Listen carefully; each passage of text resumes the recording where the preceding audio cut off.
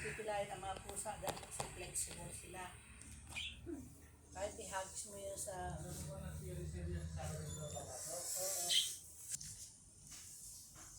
Lumalaban sa ina yun eh. Pag kayo dinidila kasi itinutuwad siya nung nanay niya, no? Ay, nako, bumibiling sa pilit. Kaya si Isaiah ay tinarangkali sa paggayak. Sa karang laro dyan.